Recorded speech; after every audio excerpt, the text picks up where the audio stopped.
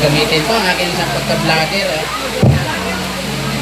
Ayan, ito muna, ang payo ko sa dalawang asawa, kasi mag-asawa rin na talaga sila. Sa buhay naman, hindi nawawala yung samaan ng loob. Kasi pagka hindi kakaintindihan, nagkakawaan, nagkakasamaan ng loob. Ang pinakamaganda naman, medyo masama ang loob. Unuan.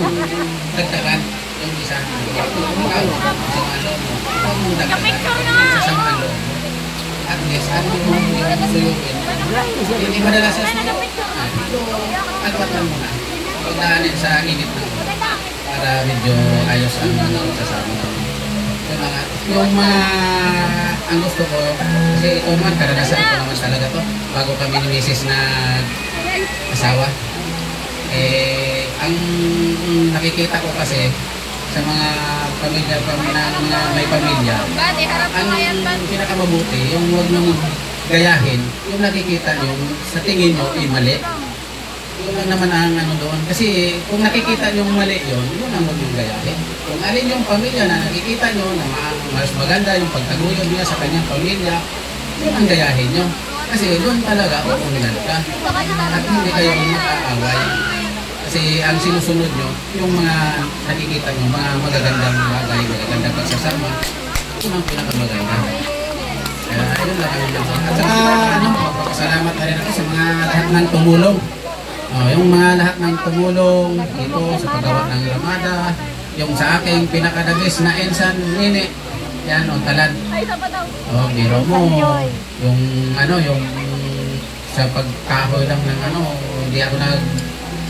hindi ako gumagalaw nun kasi sabi nga sa Nini, ngayon pa lang ako nagkaroon ng anak na kinasal. Totoo nga naman siguro kasi city pretty lang ako. Yung pala sobrang hirap ang ginawa nila para sa akin para mabuo lang yung kasalan na to. Kaya nagpapasalamat ako kay Insan Joe, yan siya. Lahat ng mga pinsan ni Mrs. dito sa Ligaya, pinasasalamatan ko. At saka sa aking kumparing Magning yan, ating balae na ngayon.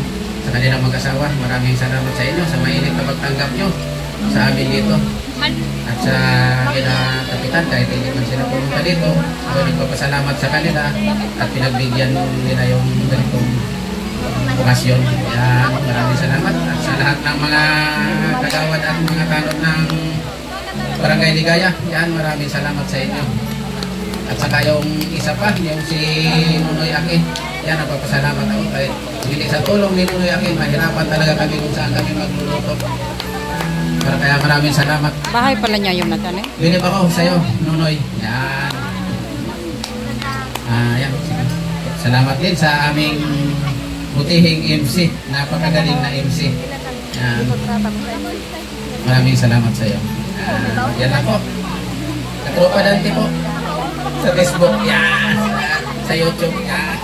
Ayan, bless the word po natin si Tito.